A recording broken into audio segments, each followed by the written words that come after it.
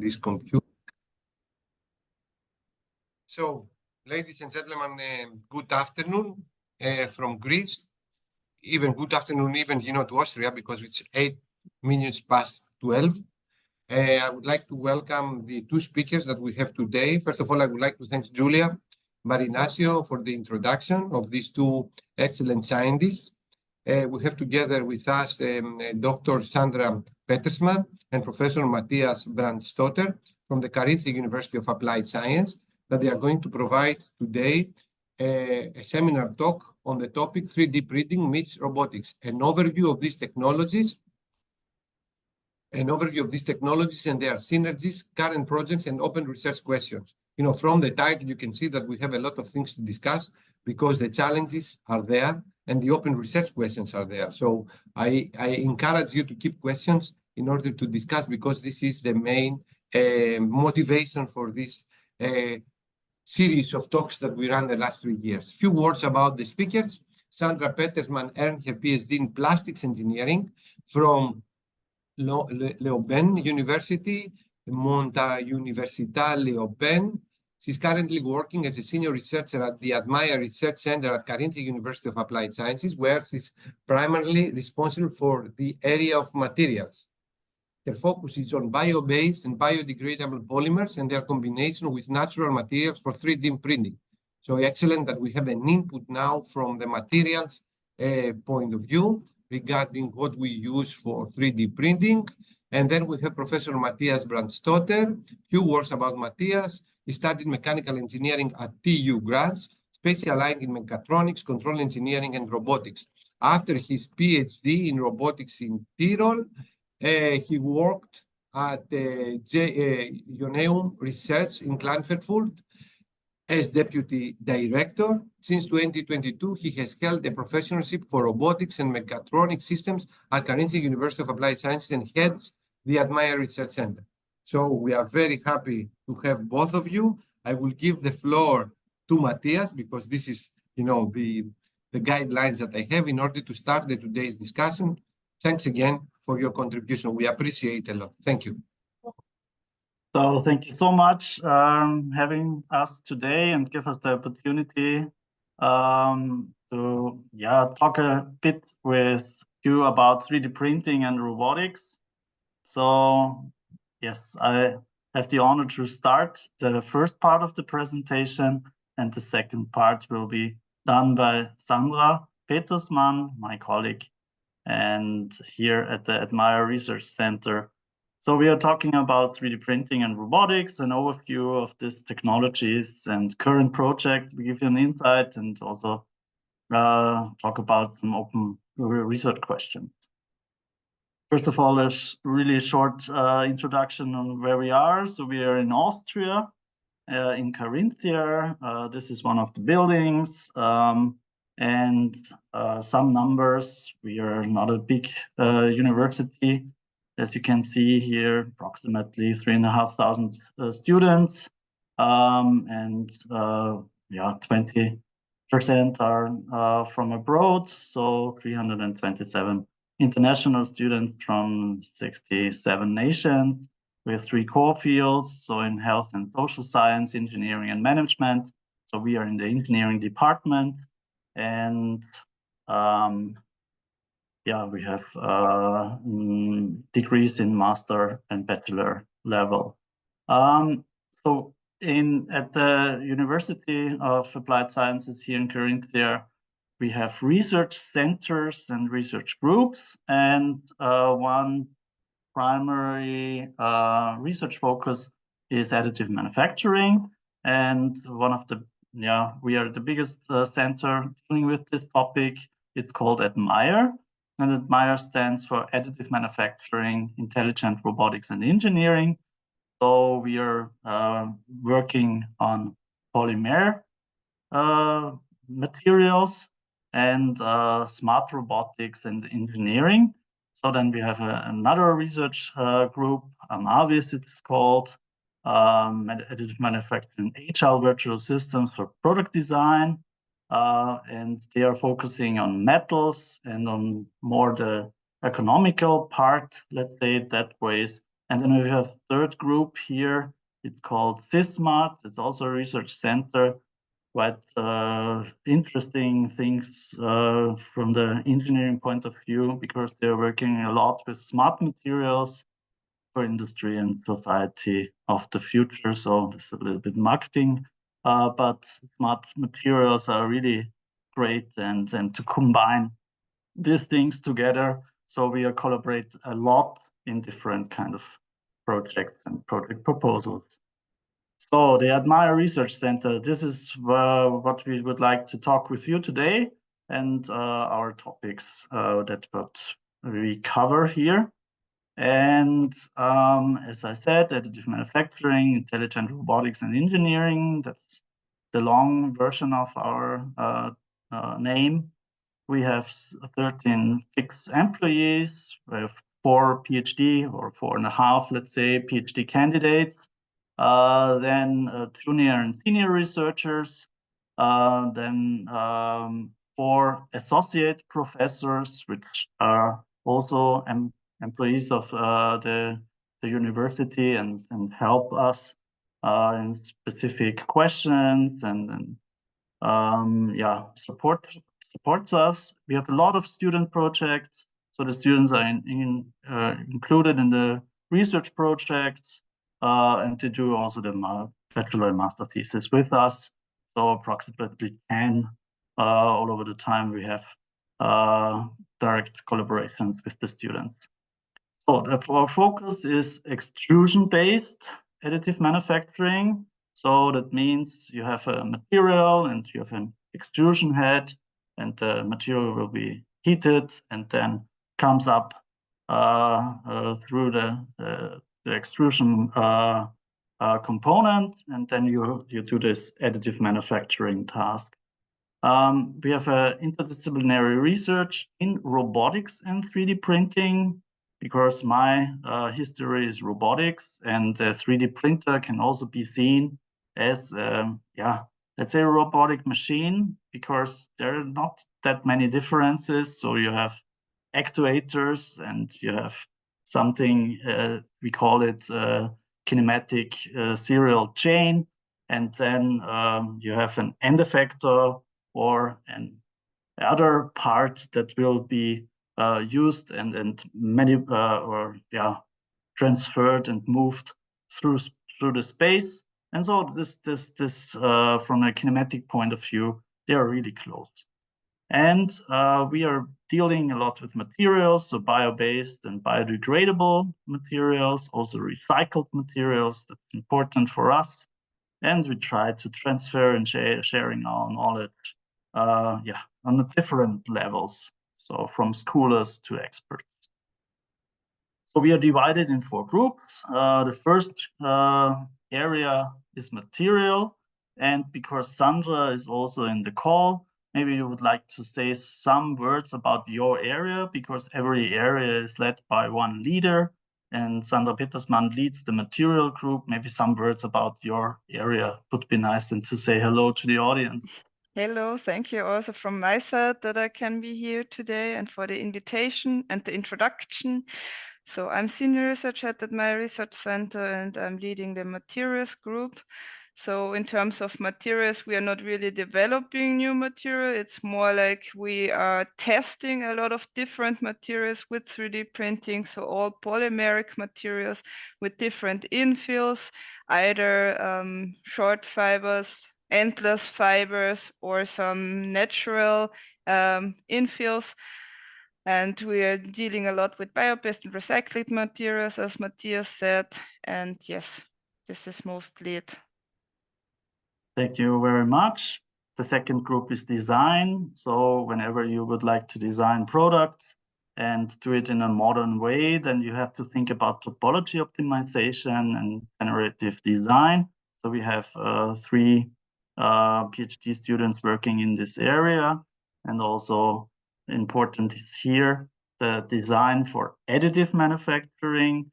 So because we are using this as technology to produce our products, so you have to think about the path planning in this stage as well. And you're doing the whole process simulation in the design area. Then the process itself. Here, it's more related to the optimization and qualification of the qualification in regarding the material. So we get sometimes really hard to process materials. So when it comes to a recycled material, for instance, and so the main task is to find the proper parameters to process the material. And then it comes to 3D and multi-axis printing. So we call this multi-axis if it has more than 3 axes. A lot of people know 3D printers, these desktop printers with X, Y, and Z. Axis that can you actuate it. But whenever it has more than 3 axes, then we talk about multi-axis printing.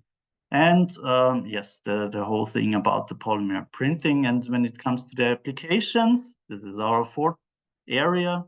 We are focusing on sustainability, functionalization. This is really important because in additive manufacturing, you try to also include some additional functions, which is usually possible.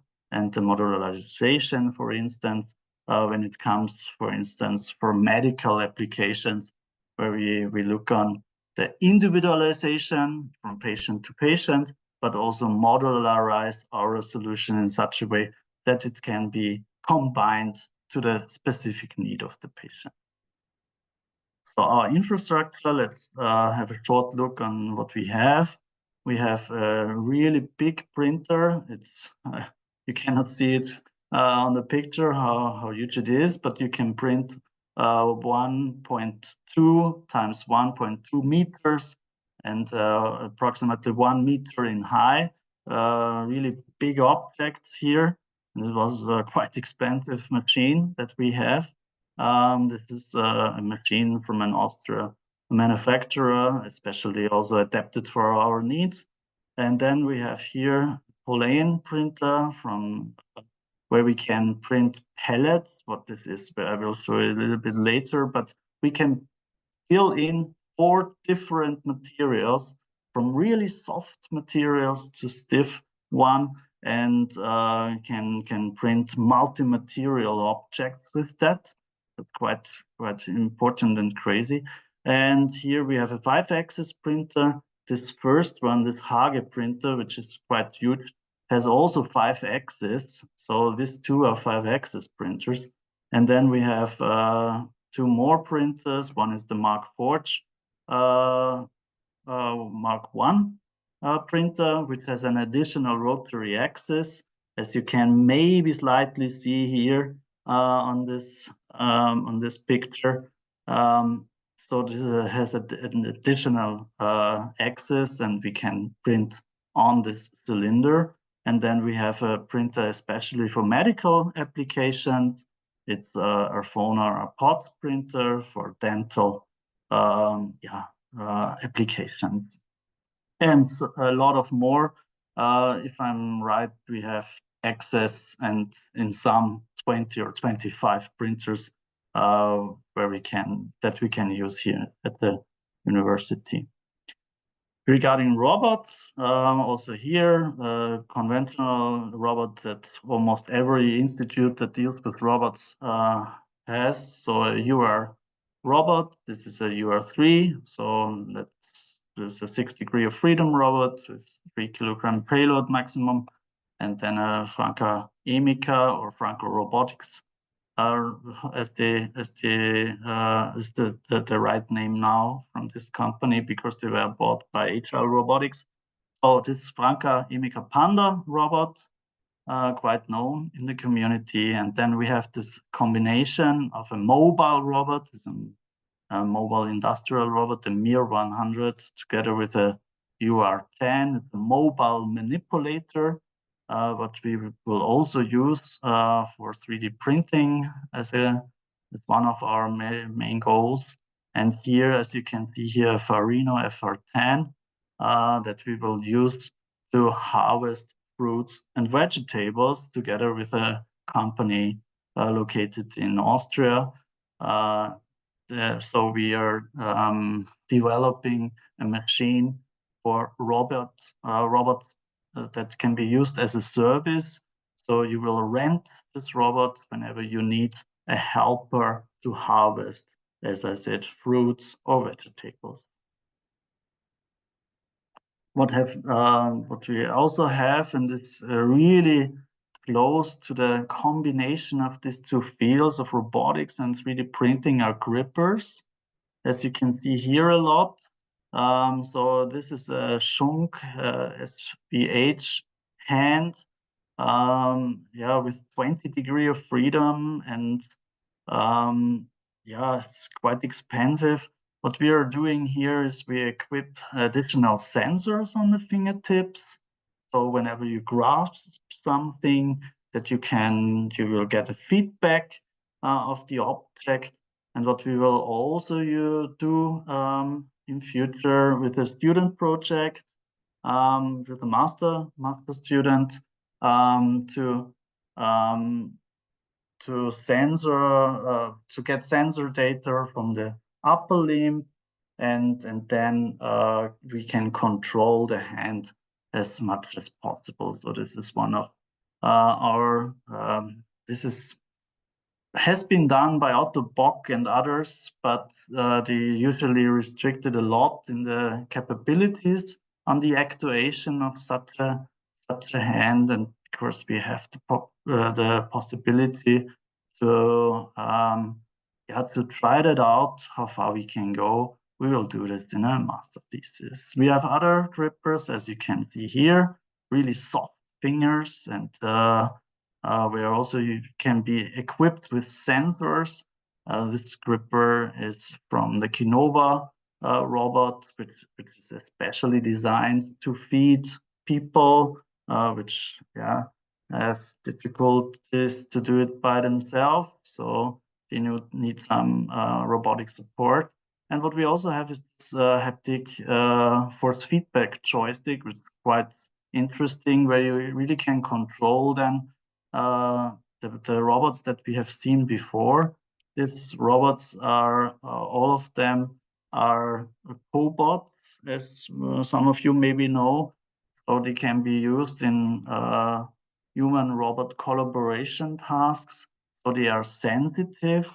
That means whenever there is a force from outside on the robot, then they will recognize this force. They can either stop, or you can use this force information to do a control job. And on the other hand, if you have such a device like a force feedback joystick, then when you control the robot, you will feel also the force if the robot feels some force from the environment, which is also quite nice. Here we have a special real-time measurement system for hardware in the loop simulation. Good, 3D printing. So in general, who is not that 100% familiar, if you would like to have a 3D printer, then you can buy one. So it's not a problem at all. So they are quite cheap right now, desktop printer, and the principle is the same for all of the printers. What you need is a G code. So this is the software part of the object that you would like to print. Yes, of course, you have to decide which kind of materials you would like to print and which technology, because there are a lot of different technologies of 3D printers out there. But nevertheless, you need a G code. And the question is how to get this G code. Yes, you need from the object that you would like to print an STL file. So someone has to draw you need the digital twin, let's say, of the object. And then you generate an STL file out of that. That's not that big issue. But the next step is the slicing software. So some software part that generates the G code means the slicing, the whole part will be sliced into different layers, and then the G code is close to the machine code, which really actuates then the different kind of axes and then the 3D printer will do this. The G-code also includes the information for the extruder, when it is open, and in which amount of material should be extruded, and so on. So these CAD models, where there are different ways on how to get that. So you can do it by yourself. You can draw it. Or you can find a lot of printable objects on Thingiverse, for instance. I think they have right now 1.2 million objects that you can really download or cool. So the My Mini Factory or Printables, that are platforms where you get this data for the different objects. If it comes to the, let's say, business version of this, and you're really a manufacturer of something and not the private sector, then there is something it's called Markerverse. Also 3D Models offers a lot of different objects. Let's say, for instance, IKEA, for every furniture, you will get the 3D model there. And if you want, you can also print them out, let's say, if it's worth to do that. And there are also some manufacturers, they say, okay, you can buy the electronic parts from my side, but I will share with you the CAD files, and you will be responsible to print that out, the hardware that is necessary. I will only provide you the other part. So, and which kind of materials are out there? So there are resins, as you can see here, there are powders, and there are filaments, as you can see on this picture. And in our research group, we are focusing on material extrusion, and there are some abbreviations about of this term. So usually MEX or FDM or FFF. So this is the most common abbreviations of that, but all of them are meaning the same, more or less. And here we see what you can do with material extrusion, or what is the main thing. You have either filament or pellet, as you can see here. These are the materials where we have focused on. Okay, good. 3D printing. And when it comes now to the more combined thing, is multi-axis printing. So this is the more interesting thing, what usually not be covered by private persons. So this is what you know, planar printing. So layer by layer, the print will be done. Here you have a print bed, and then you print layer by layer. Then a little bit more complicated is this non-planar printing, when the nozzle here follows a curved path, as you can see here. Sometimes also this table can rotate. And then we have multiplanar. That means we really print on a arbitrary surface, something as you can see here, or on additional axis. So in reality, I have some videos. I hope you can see this quite well, how this works to print on different objects, like here on the surface. And then, yeah, the kinematics here reminds me a lot on robotics parts. So this is the reason why the kinematics of such machines are quite, interlocked with the basic questions of robotics, which means kinematics. Yes. So there are different kind of machines which provide this this 5-axis printable, as we have seen here. This is our Hage printer, and here you can see there's a table that can be tilted and rotated, and the nozzle can go in the X, Y, and Z direction, and we can print such things that you can see here. There are other principles where all the axes in series are here, so X, Y, Z, and then two rotational axes, which follow here a path on this semi-spherical surface, as you can see here. There are other principles, so that the nozzle only goes up and down here, and the table will do all the rest. So in X and Y, and do two rotations. Yes, and then you can print also really nice objects with this principle, as you can see here, for instance. So from a more general point of view, that means, and more robotics point of view, means that we have kinematic chains. So that means we have m degree of freedom here in the table and n degree of freedom in the head.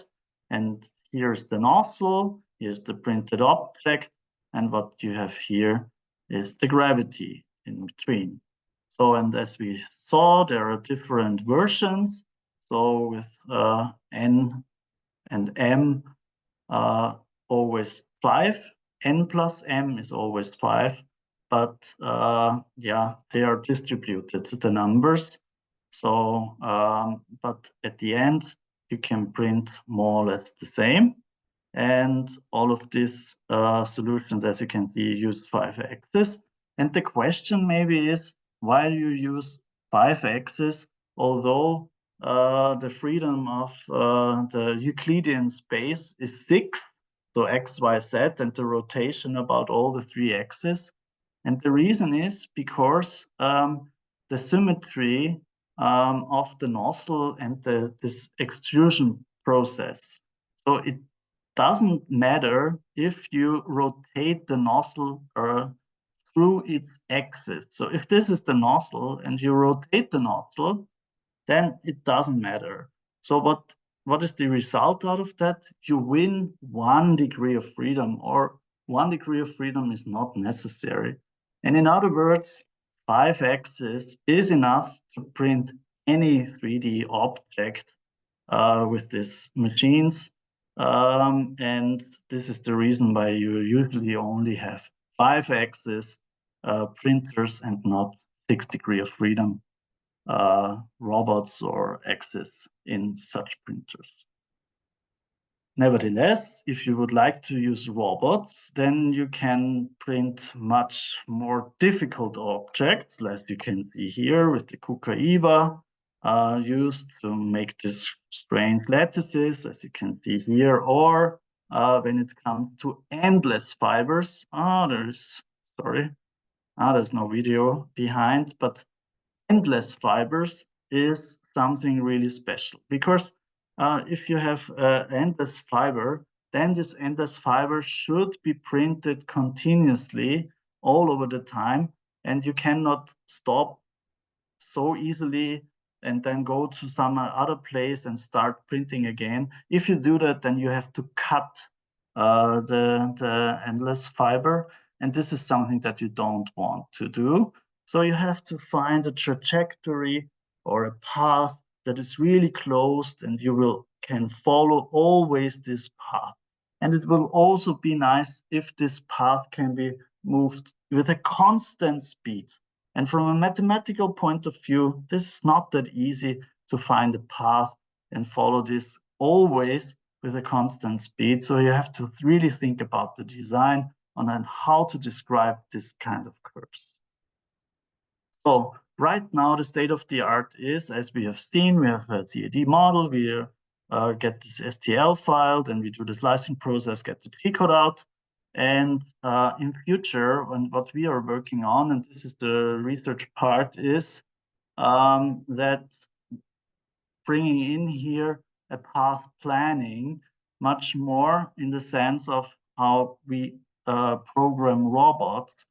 So we are not using G-codes. This is the first thing. So thinking more in path and do path planning. And on the other hand, if you do this path planning, then we would like to have also a controller that really guarantees that we are on that path. And we can also, if we get some sensor data out of the machine itself or the object that we print, then we can use this sensor data in our controller to increase quality, to increase the speed, and so on. So really important in future is to include all the processing parameters, and then we are ready to increase the speed of 3D printing and the quality, which is still a little bit of a disadvantage compared to other technologies to produce objects. So in a summary here, so what we're trying to do is 5-axis plus printing. Right now, I built with 5 students 12 degree of freedom, so a 12-axis printer with a Stuart Go platform, or to be honest, it's called Merlet platform, but it's a kind of parallel robot that can adapt the plate. And on top, there is a 5-axis printing machine. And then we have an additional axis for the table that can rotate infinitely. So at the end, we have a 12 degree of freedom or 12-axis printer. And we try to find out what we can do with this high redundant 3D printer. Oh, and here we have to really write our own kinematic path planning software. And what is really interesting is if you design this object, so doing parametric design and the design for additive manufacturing. In future, we do not want to use G-code. We would like to control the axis directly and also have a real-time applications. So whenever there are disturbances or error compensation, if there are disturbances, to do error compensation. So a lot of these things are right now under development, and there are a lot of open research questions regarding that. So many things are not solved.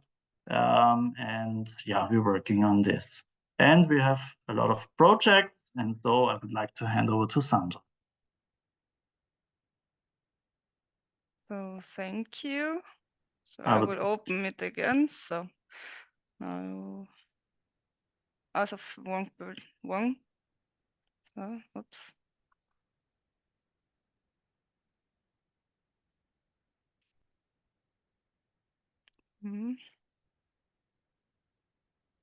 I chose the wrong, so no.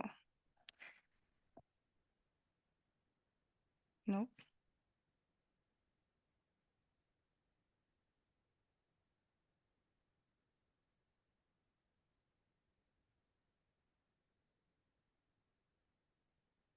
Is it working now?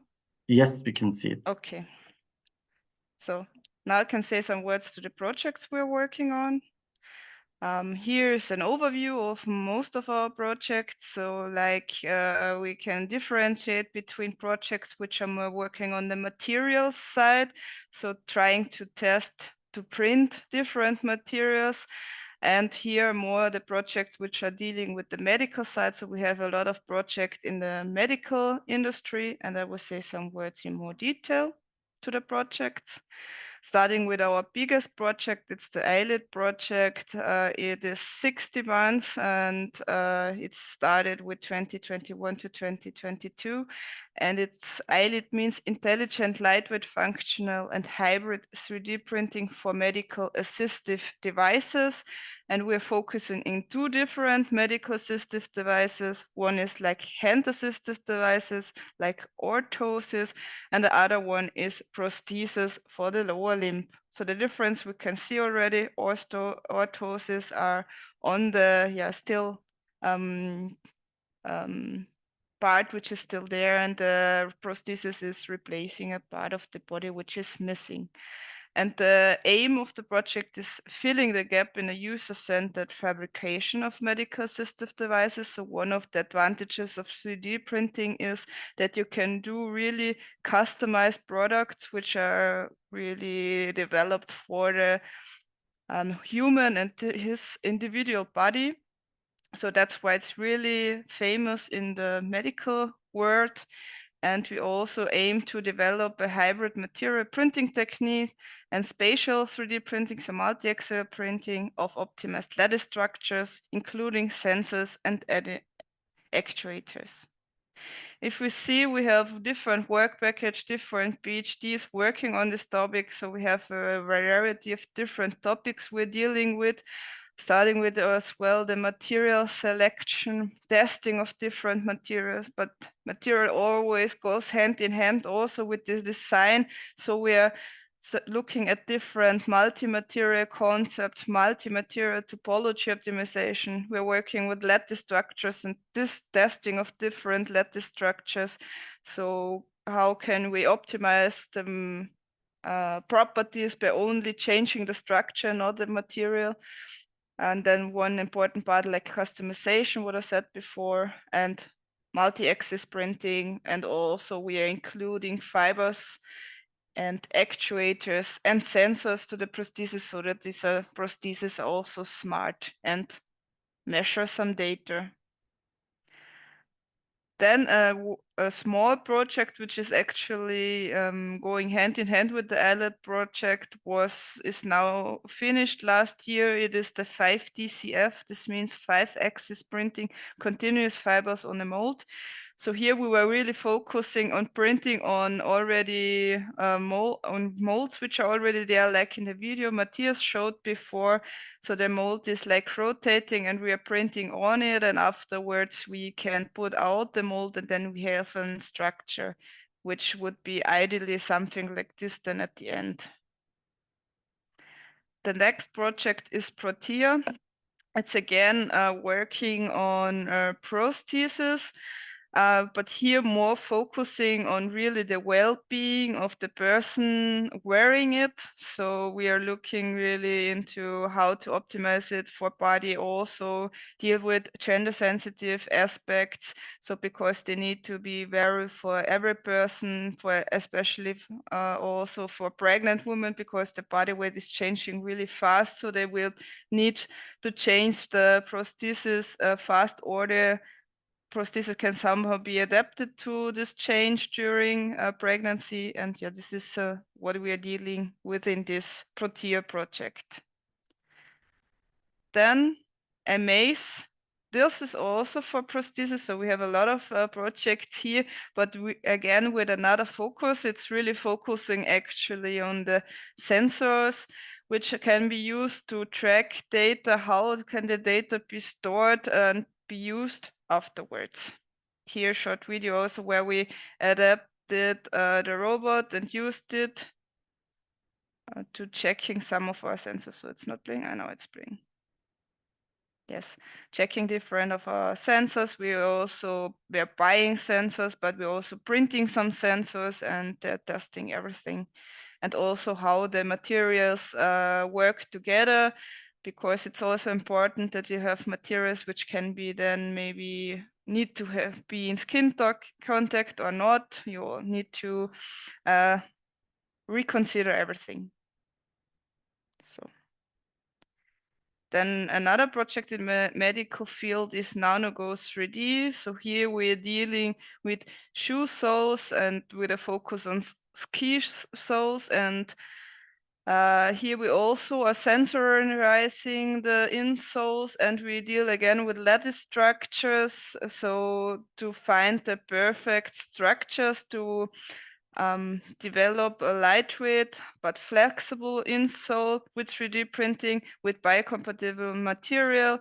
And also, in addition to this cushioning effect, we also want to fulfill requirements in the terms of pressure control, bacterial growth, and also get the right mechanical and thermal properties. Then a project dealing with recycled material is Flake and Print, where we're working with a small company, which is really close to us together, which are pressing plates out of recycled materials. And as they are limited to 2D structures, they wanted also some technology to add up to their already existing plates. And then we said, yeah, let's try to print your material but it's really hard material to print already without recycling aspect, what they're using, HDPE, if somebody knows. And then we're also putting flakes inside and using recycled material, so it's really hard to print it. So we have a lot of optimization steps. Then we were getting something like this, but we are still trying also some other structures. This could be something like the table stand, yes, or we can also think about knots of some furniture and everything which can be added to the furniture, which needs more complex structures than only the two-dimensional structures. Then also on the material sides is piezo grade. We're dealing here with the pure spent grains. So this is the residual material of the brewery presses. We combine it with some biopolymers and have a new material, and we are now evaluating it in the 3D printing process and searching new applications for this material and a circular business model for it. Then we have the Circles project. This is analyzing 3 different printing technologies. We are mainly in the material extrusion part with the lightweight construction, where we are dealing with fiber reinforced materials, short and endless fiber reinforced materials. Then we have also partners dealing with metal printing and polymeric powder printing. And we want to really analyze these technologies in detail and calculate their sustainability for different selected use cases. And also next to these technical parts, we will develop some maps of stakeholders in the region which are working in the additive manufacturing field. And we're also working on different teaching possibilities, like we're making a certificate course, and we're also making a Moodle course, each for different target groups. So this brings me then to the next slide. As I said, also we're doing a lot in the terms of teaching. So this is also the last slide, so no worries. We are teaching in the field of additive manufacturing for different target groups. We are starting with kids. We have workshops already with school kids, but it goes up to senior experts which are already working with 3D printing. We have prepared different workshops for them, or certificate course. We can also make some individual programs if somebody asks us. It's no problem. So like it's written here, from people who are hearing the first time about 3D printing up to really people who already worked with it and want to specialize more in one of the fields. And additive manufacturing is integrated also in our study programs. And for us, it's also a topic of several workshops we are leading. And we are not only doing it theoretically, but also practically, because it's the most sufficient way where you get to know and learn the different technologies. So this is a picture of our group, so the main people. And yeah, thank you very much for your attention. We open up for questions, and you can also follow us here on LinkedIn if you want. We're posting each week something, what we're doing. So if you're interested, just follow us. Yes. So thank you. Thank you very much, both of you, Sandra and Matthias. This was very informative. If you can stop sharing your screen in order, it seems that you have a very advanced facilities in 3D printing in your university. So now the time is for the questions. I have some fundamental ones. So let me ask you, first of all, from the materials point of view, what are the ideal properties for materials in order to be used for 3D printing? For example, if you are looking for printed electronics, you are looking for solution processed materials with conductive properties. And now you're, of course, the obvious answer is like, depends on the application and what you would like to build.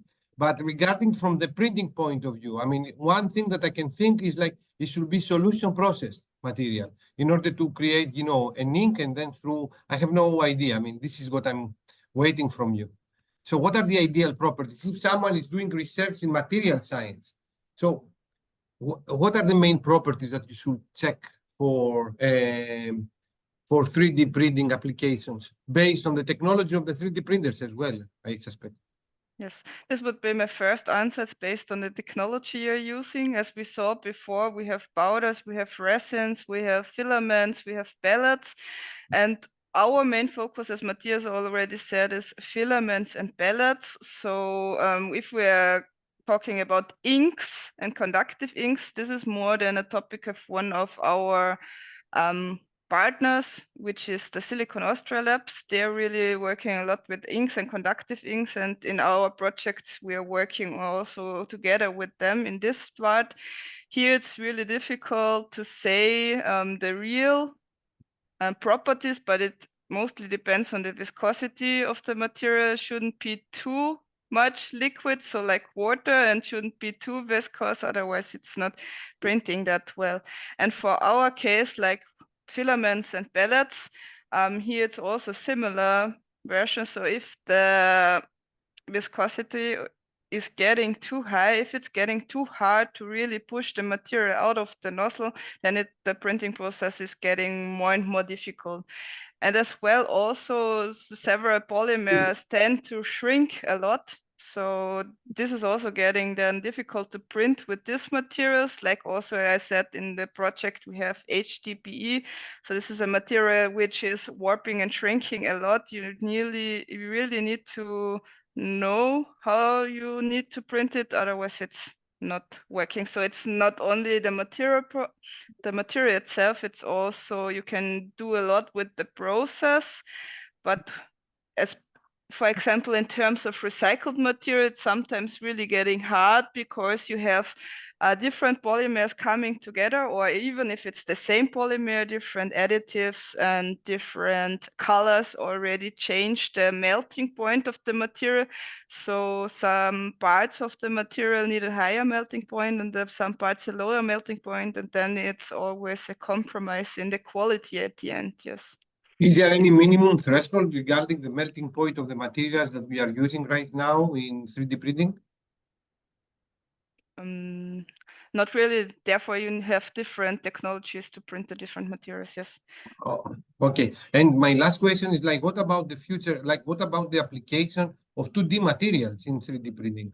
I mean, they are solution processed. They have a very high conductivity, but what about their application in 3D printing processes? For example, graphene-based materials or other 2D materials.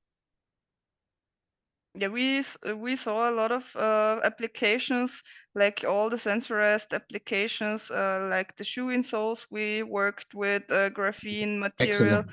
And also the prosthesis to really sensorize all the products. So Matthias? And also the grippers. So for robotics applications, for instance, then whenever you're grasping or manipulating some object, then you can have feedback of the object itself. So due to the sensor that are included into the fingers, for instance. And I have now another question. Sorry about the questions comes to my mind. Are you using any composites, or you're using just pure materials? So and the composites, what is the main purpose? What is the main motivation for the composites in order to enhance mechanical, electrical properties? Should I, or do you want to? Yes, you're the material expert. I can also answer it. Yes, we're working a lot with composites. The idea is different ideas. I mean, we focus a lot also on endless fiber reinforced materials. So we really want to enhance with this the mechanical properties. Therefore, the path planning is really important, because depending on how you're lining up your strands, you can really optimize the properties of your end part. But for some other materials, it's more like maybe also what is the now I'm missing the word. The purpose, so sorry. The purpose is to make it maybe more sustainable. Also with the BS band grain, it's more like a filler material. Yeah, here it's not really enhancing the mechanical properties, but it can enhance maybe the biodegradability. If you think about applications like you want to use it for urns or something, which should then degrade with some time. If it's a biomaterial, this is then easier. So this can be one purpose of this. And we're also working with short fiber reinforced materials, and short fibers also enhance their mechanical properties, yes. So we have one more question from Angelina. Yes, there is a question. Yeah, thank you. So I leave my video off because of my internet. So my question is very brief. So some people are part of a program from the Athena University called Eminent Program. Is it possible, is there the opportunity for us to perhaps do a summer course or perhaps take, a short course about this topic in your university? Thank you.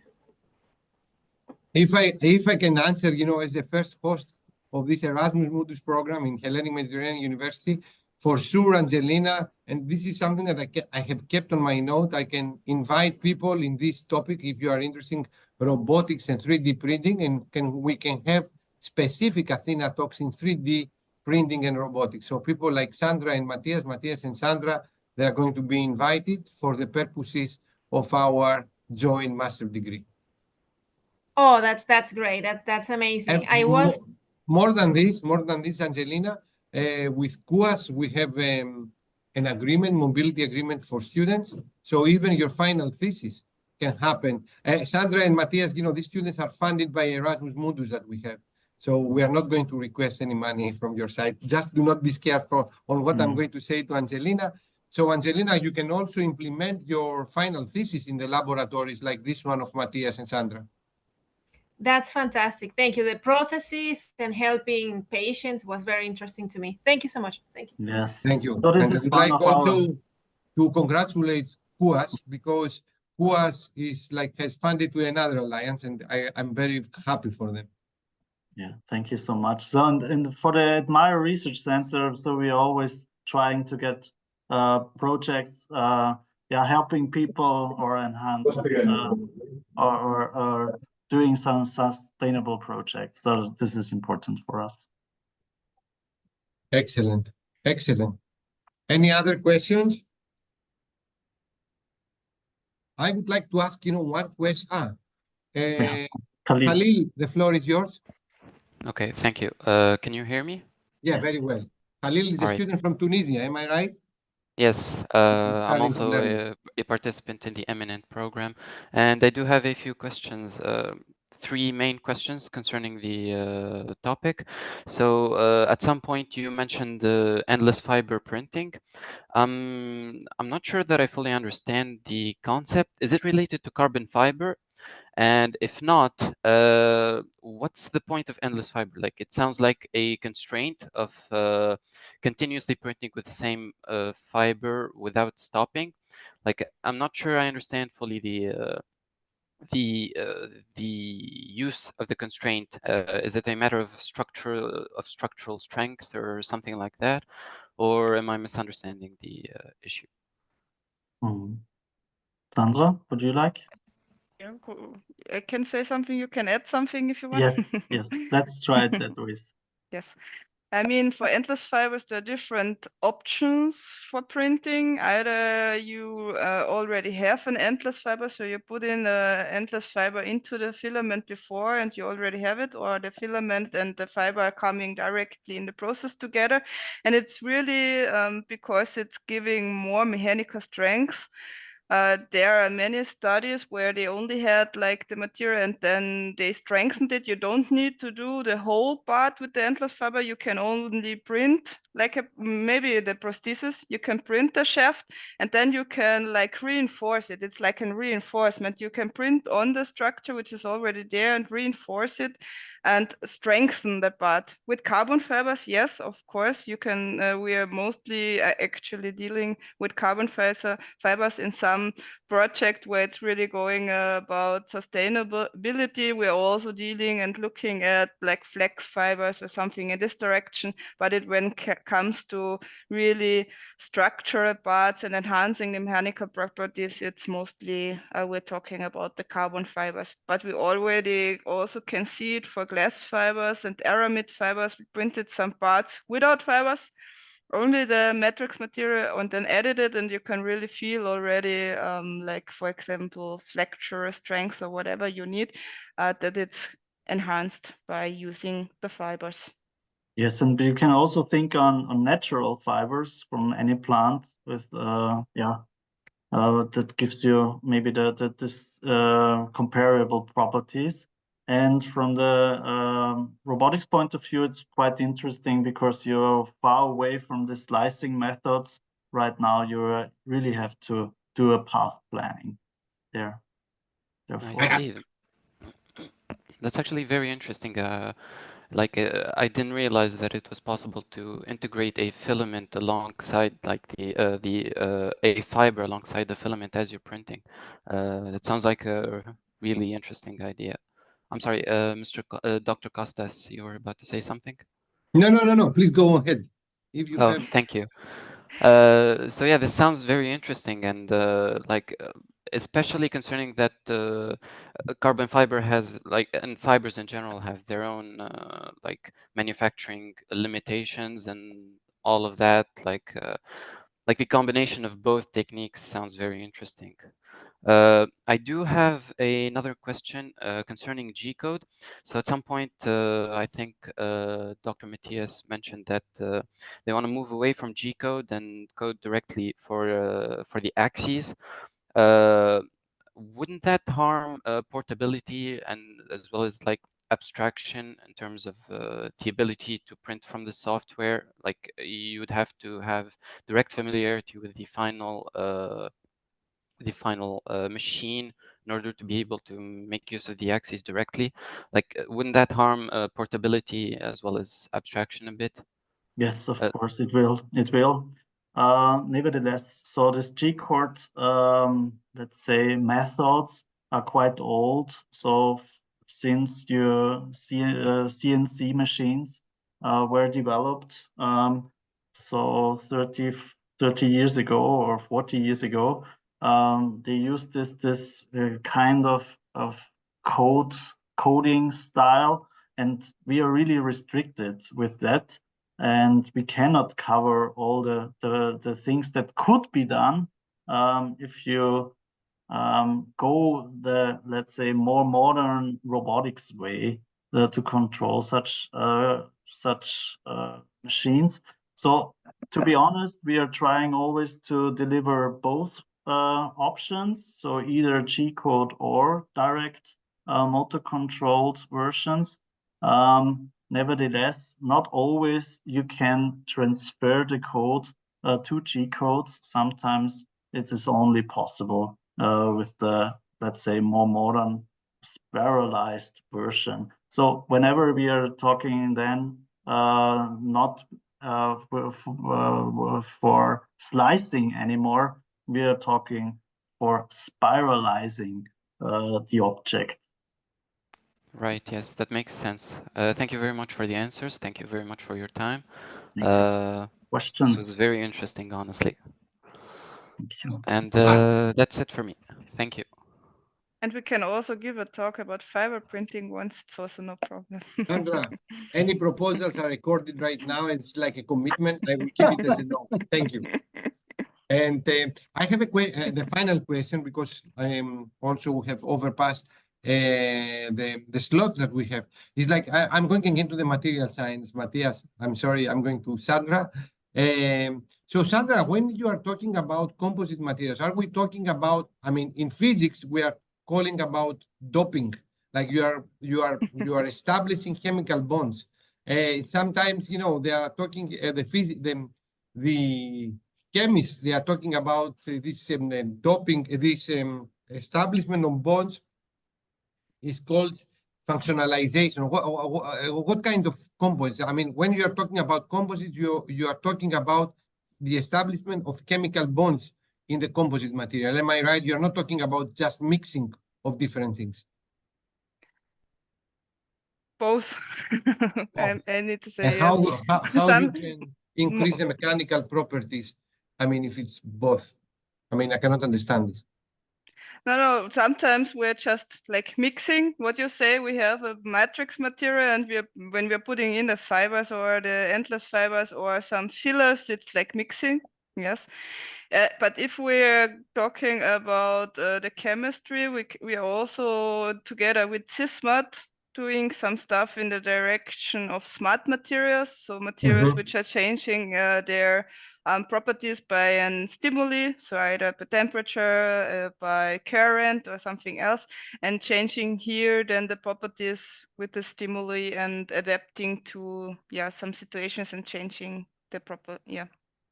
Excellent. Thank you, Sandra. I suspect, are there any questions? Any questions? So Angelina has asked. So I think that this is the end. Thank you very much, both of you. Thank you very much also, Julia and Pepali, what is the name? Melissa, for the introduction of these two nice speakers, Matthias and Sandra, Sandra and Matthias. I would like all to... on Melissa. It's Melissa. Okay. Yeah, So it's all on thank you. Melissa. She's a great person in our team. Okay, so I was correct in 50%, so I will give 100% gratitude to Melissa for this introduction, and congratulations for your talk, Matthias and Sandra. So, I would like to thank you very much for your contribution. We have one more contribution in the Athena talks next week, but I will reconfirm that I will come back to you. Thank you. Thank you, and have a very nice weekend. Bye. Thank you. Nice weekend. Bye. Thank you. Bye.